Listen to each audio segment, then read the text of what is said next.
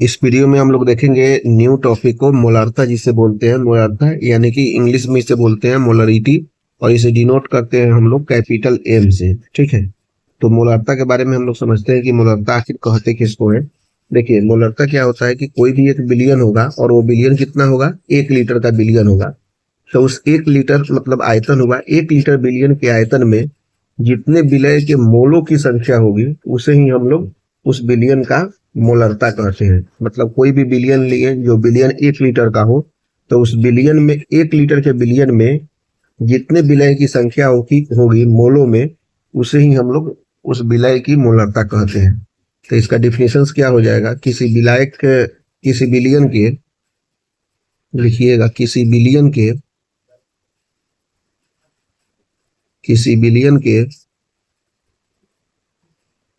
1 litre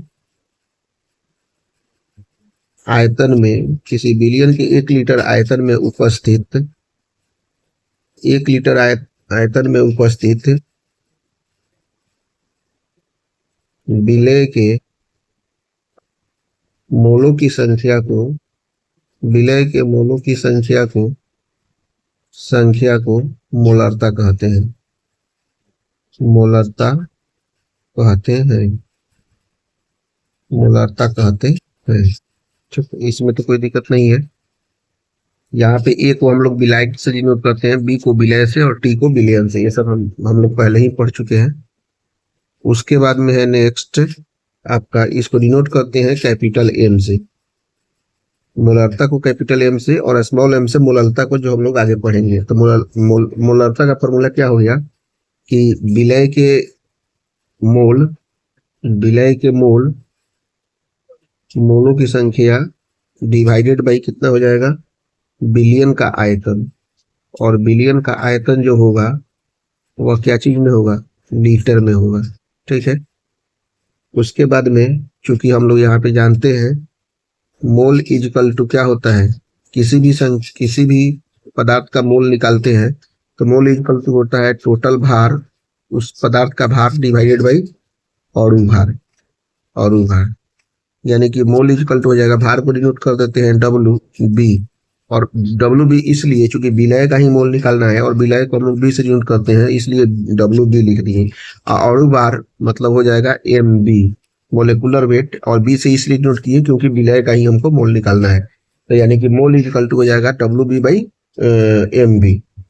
तो यहाँ से एम इजकल टू हम लोग लिख सकते हैं विलय के मोल के जगह पे विलय का भार डिवाइडेड बाई क्या हो जाएगा, विलय का अणु भार। विलय का अणु भार केवल फॉर्मूला हम लोग लिख रहे हैं, विलय का अणु भार गुने यह हो जाएगा बिलियन का आयतन। क्या हो जाएगा, बिलियन का आयतन, जो कि लीटर में होगा। इसमें तो कोई दिक्कत नहीं है। अब इसको खाली हम लोग फॉर्मूला बना देते हैं, विलय के भार बाई विलय का अणु। विलय के भार को हम लोग यूज करेंगे डब्ल्यू बी से, डब्ल्यू बी डिवाइडेड बाई हो जाएगा एम बी गुने बिलियन का अणु भार को डिनोट करेंगे हम लोग वीटी से, जो कि क्या चीज में होगा, लीटर में होगा। ठीक है। और ये पूरा कैपिटल हो जाएगा एम, और इसका यूनिट हो जाएगा आपका निश्चित रूप से मोल पर लीटर। मोल पर लीटर इसका यूनिट हो जाएगा। इस तरह से हम लोग मोलरता का फॉर्मूला देख लिए। उसके बाद में अब हम लोग नेक्स्ट एक क्वेश्चन देख लेते हैं कि इसका क्वेश्चन क्या है और कैसे बनेगा। क्वेश्चन यहाँ पे दिया हुआ है, HCl के 2 मोलों से, मतलब HCl के मोलों की संख्या कितनी दी है, HCl के मोल की संख्या दिया हुआ है आपका, जिसको हम डिनोट करेंगे एन बी से, क्योंकि ये विलय होगा। कितना दिया हुआ है, 2 दिया हुआ है। उसके बाद में यदि 400 मिलीलीटर बिलियन में, यानी कि बिलियन का आयतन कितना है,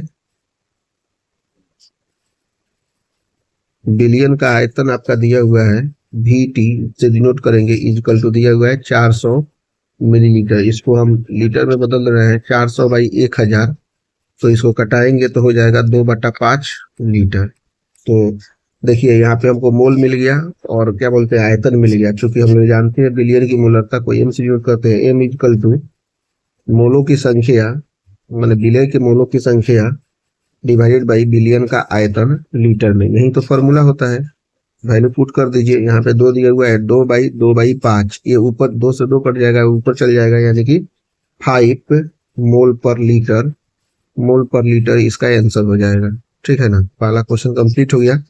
अब उसके बाद में दूसरा क्वेश्चन देख लेते हैं। दूसरा क्वेश्चन का सॉल्यूशन क्या है कि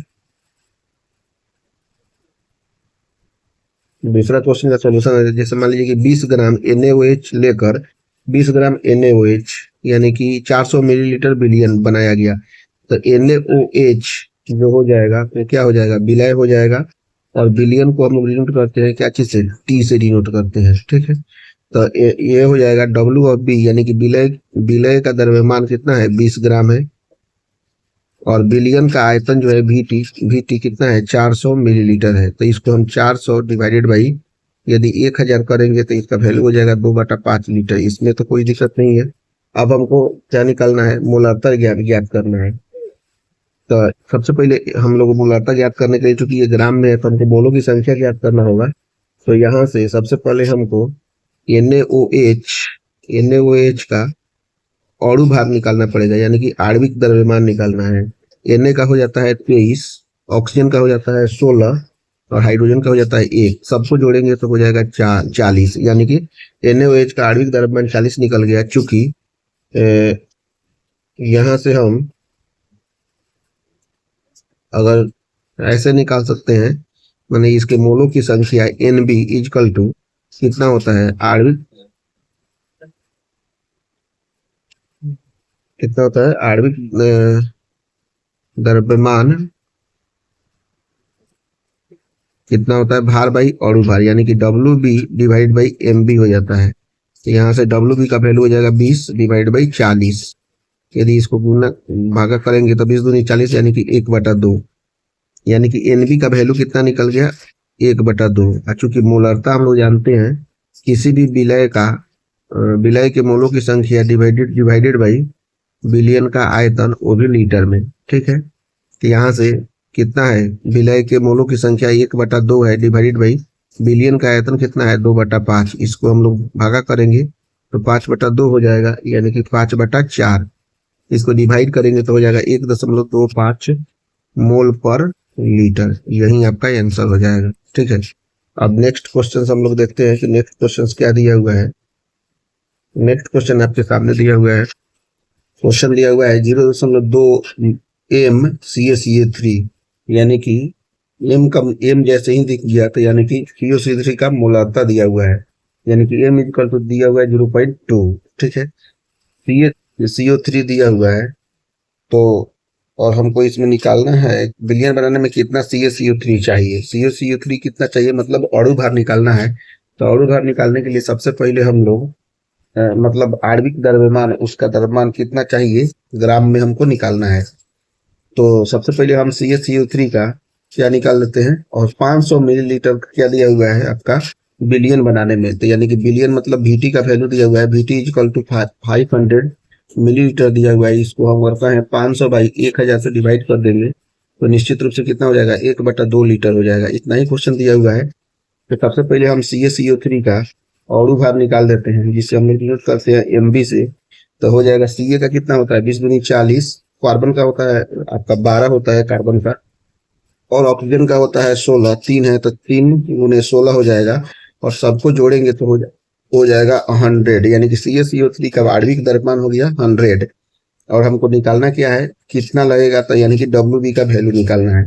क्योंकि हम सब जानते हैं मोलार्ता इक्वल टू हो जाता है किसी भी विलय का द्रव्यमान, मतलब ग्राम में, डिवाइडेड बाई क्या हो जाता है, आणविक द्रव्यमान गुने बिलियन का आयतन लीटर में। ठीक है, तो यहाँ से वैल्यू पुट कर दीजिए। क्योंकि हमको मोलार्ता दिया हुआ है 0.2, आणविक द्रव्यमान यहाँ पे आयतन इसका निकालना ही है। आणविक द्रव्यमान है 100 और VT का वैल्यू है 1/2। यहाँ पे अगर हम कटाना चाहे तो 2 से कटा देंगे, 50 से 50 में कट जाएगा ये। ठीक है, और यहाँ से WB का वैल्यू निकल जाएगा कितना, 50 गुने 0.2, यहाँ पे हो जाएगा 10, 0 से 0, यानी कि हो जाएगा 10 ग्राम। इसका सही आंसर हो जाएगा, हमने देख लिया। अब इसके बाद में हम लोग नेक्स्ट क्वेश्चन देख लेते हैं कि नेक्स्ट क्वेश्चन आपके सामने है, आप इसे देखिए और बनाने का कोशिश कीजिए कि आपसे बन रहा है कि नहीं बन रहा है। हालांकि मैं इसका सॉल्यूशन दे दे रहा हूँ। देखिए यहाँ पे क्या दिया हुआ है, 5.85 ग्राम NaCl दिया हुआ है, यानी कि NaCl का भार दिया हुआ है। NaCl का भार कितना दिया हुआ है, NaCl का भार यानी कि ये विलय का भार हुआ, तो WB से यूज कर देंगे। WB इक्वल टू कितना दिया हुआ है, 5.85। उसके बाद में दिया है 200 ग्राम बिलियन में, यानी कि बिलियन आपका दिया हुआ है NaCl का बिलियन। तो देखिए NaCl का क्या बिलियन, यहाँ पे बिलियन ही दिया हुआ है, तो यहाँ से हो जाएगा बिलियन, यानी कि बिलियन का दिया हुआ है, यानी कि VT का जो है टोटल आयतन हो जाएगा VT लीटर में कितना हो जाएगा, 200 मिलीलीटर होता है। 200 मिलीलीटर दिया हुआ है, तो इसको हम करना चाहेंगे तो 200 डिवाइड बाई 1000 इक्वल टू हो जाएगा 1/5 लीटर हो जाएगा। ठीक है, इसमें तो कोई दिक्कत नहीं है। और हम बिलियन की मोलरता हमको ज्ञात करना है, तो यहाँ से हम लोग क्या करेंगे, सबसे पहले NaCl का और भार दिया हुआ है 5.85। उसके बाद में हम लोग NaCl का अणु भार निकालेंगे। ठीक है, तो NaCl का अणु भार यानी कि जिसको डिनोट करते हैं हम लोग MB से, इक्वल टू हो जाएगा, सोडियम का कितना होता है 23 और क्लोरीन का होता है 35.5, यानी कि आंसर हो जाएगा आपका 58.5 हो जाएगा। और यहाँ से चूंकि VT इक्वल टू दिया हुआ है यहाँ पे 1/5, तो हमको निकालना क्या है, मोलरता निकालना है। चूंकि मोलरता का फॉर्मूला होता है आपका WB डिवाइडेड बाई कितना होता है, MB इंटू VT लीटर में। ठीक है, तो WB का वैल्यू कितना दिया हुआ है 5.85, इसको पुट कर दीजिए। MB का वैल्यू कितना दिया हुआ है 58.5 गुने VT का वैल्यू कितना दिया हुआ है 1.5। इसको यहाँ से गुना करेंगे तो 10 मर्त में जाएगा, ये हो जाएगा 5 दूनी 10, यानी कि आंसर हो गया 1/2, या इसी को हम लोग लिख सकते हैं 0.5 मोल मोलरता, या इसी को लिख सकते हैं 1/2 M, या इसी को लिख सकते हैं M/2। ये सभी आंसर है इसके। तो इस तरह से हमने मोलरता और उस पर आधारित 4 क्वेश्चंस को हमने कर लिया। वीडियो देखने के लिए थैंक यू वेरी मच।